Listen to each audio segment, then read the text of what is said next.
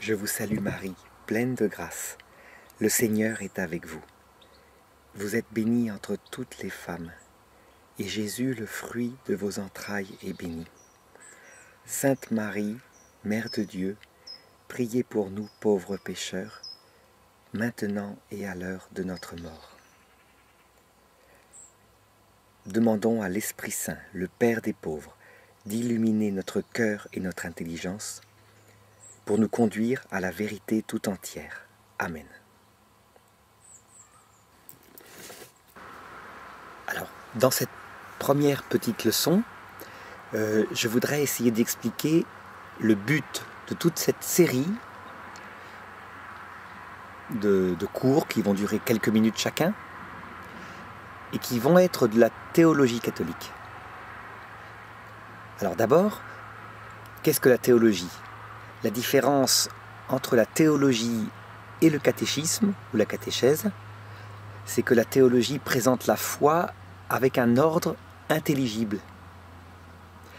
En fait, son but, c'est que à partir de principes simples, le principe, nous verrons qu'en fait, c'est la Trinité, on doit pouvoir arriver à comprendre de manière harmonieuse toutes les conséquences.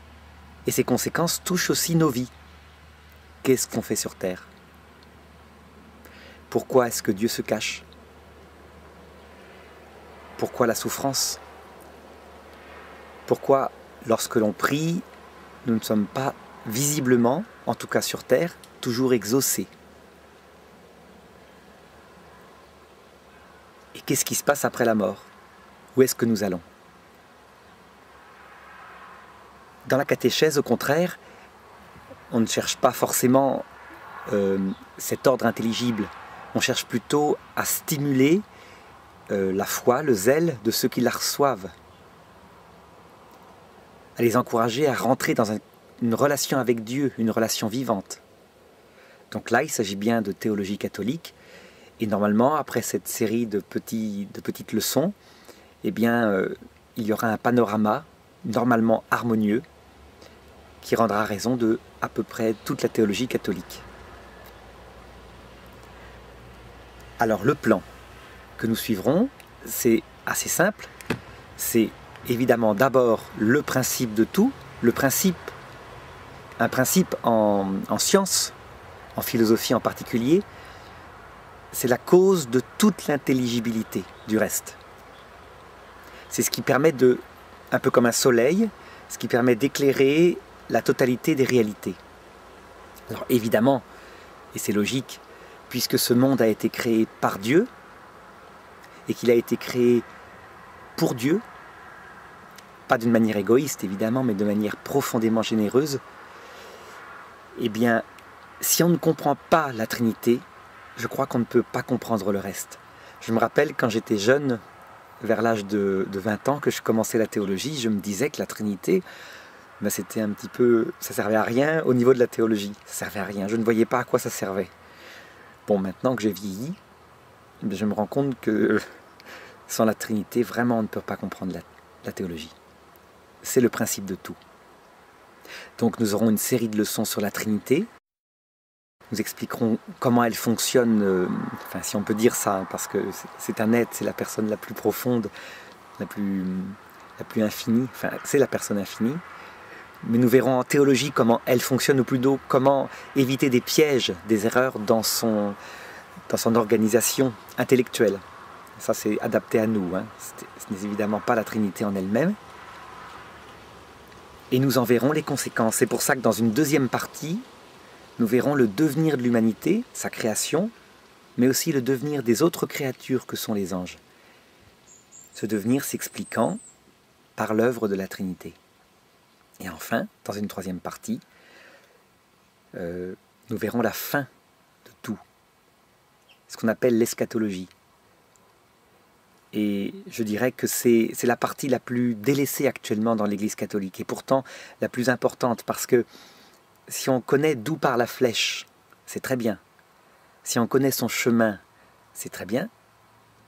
Mais si on ne connaît pas la cible qui est visée, eh bien, je crois que la science n'est pas parfaite et que l'espérance n'est pas nourrie. Donc voilà comment ça se structurera. Mais avant d'aborder le fond des choses, c'est-à-dire la Trinité, donc dans la prochaine leçon, je vais quand même essayer de présenter un petit peu les sources de cette théologie. Ça veut dire sur quoi elle s'appuie dans l'Église catholique.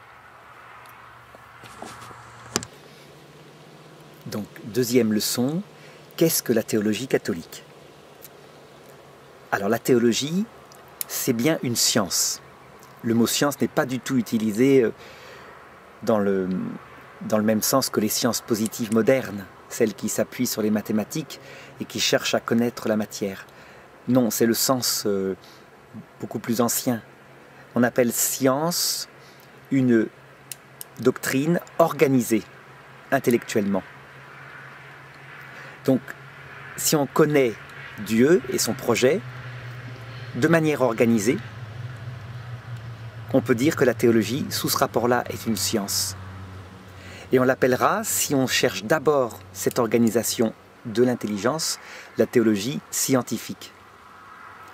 Si par contre on veut l'orienter vers la croissance de l'amour de Dieu, donc le but d'une forme de théologie qu'on pourrait pratiquer, c'est que les personnes connaissent leur cheminement vers Dieu, la croissance de leur vie spirituelle. Eh bien, on appellera ça la théologie mystique. C'est la deuxième grande partie de la théologie. La première étant plus centrée sur le développement d'une connaissance intellectuelle, la deuxième sur le développement pratique de l'amour, la compréhension de son cheminement. Et si par contre, on veut voir comment Dieu, petit à petit, au cours des millénaires, depuis le tout début de l'humanité, et encore maintenant, à travers l'Église catholique, donc la manière dont Dieu conduit l'humanité à la vérité tout entière, étape par étape, eh bien, on appellera ça théologie biblique, parce que ça s'est développé principalement dans la Bible. Mais en fait, ça s'étend jusqu'à maintenant, puisque la théologie ne cesse de progresser. Donc la théologie biblique continue. On peut dire que la révélation est close avec la mort du dernier apôtre, mais la théologie biblique continue dans le sens que l'Église ne cesse d'approfondir ces messages qu'ils avaient laissés. Et on le voit bien, c'est très concret. Si on compare l'Église telle qu'elle était il y a 100 ans, sur n'importe quel sujet, et l'Église telle qu'elle est maintenant, après le Concile Vatican II, je parle dans sa partie fidèle au magistère, eh bien on voit un net progrès, un progrès en profondeur, en humilité. Alors, il y a donc trois grandes parties de la théologie. La théologie que nous allons pratiquer ici, c'est plutôt de la théologie scientifique, mais avec un langage simple, donc qui soit adapté à toute personne.